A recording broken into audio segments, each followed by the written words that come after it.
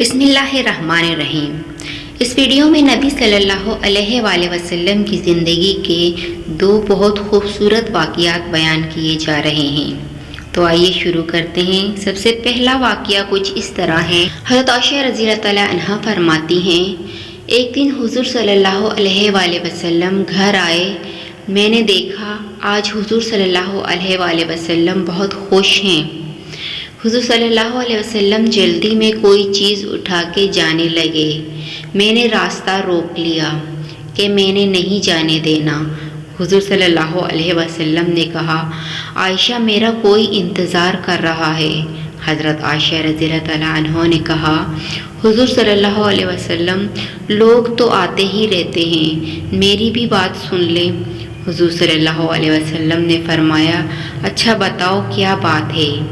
تو حضرت عائشہ رضی اللہ تعالیٰ عنہا نے بتایا کہ مجھے میرے والد نے کہا تھا، جس دن حضور صلی اللہ علیہ وآلہ وسلم خوش دیکھو تو میری اور اپنی بخشش کی دعا کروانا۔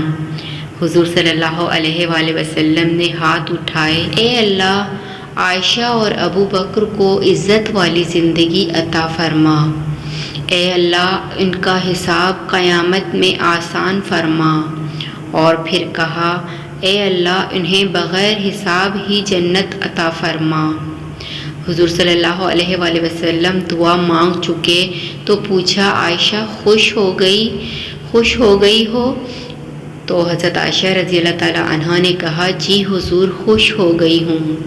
حضور صلی اللہ علیہ وسلم اٹھ کے جانے لگے تو واپس لوٹ آئے اور کہا، عائشہ میری دعا سن کر رو رہی ہو؟ مجھے قسم ہے اللہ کی ذات کی، میں اپنے ہر امتی کے لیے یہی دعا دن میں 2 مرتبہ مانگتا ہوں۔ جزاک اللہ۔ دوسرا واقعہ کچھ اس طرح ہے کہ حضرت ام سلمہ رضی اللہ تعالیٰ عنہا بیان کرتی ہیں، ایک دفعہ حضور صلی اللہ علیہ وآلہ وسلم ایک صحرا میں سے گزر رہے تھے۔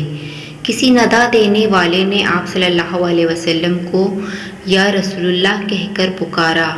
آپ صلی اللہ علیہ وآلہ وسلم آواز کی طرف متوجہ ہوئے، لیکن آپ صلی اللہ علیہ وآلہ وسلم کو سامنے کوئی نظر نہ آیا۔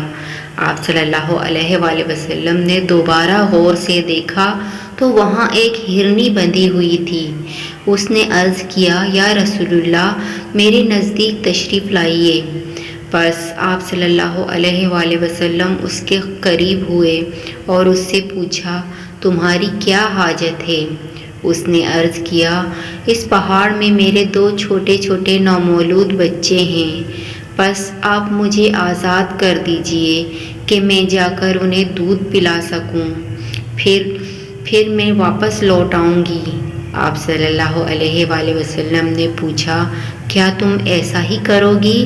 اس نے عرض کیا، اگر میں ایسا نہ کروں تو اللہ تعالیٰ مجھے سخت عذاب دے۔ بس آپ صلی اللہ علیہ وآلہ وسلم نے اسے آزاد کر دیا۔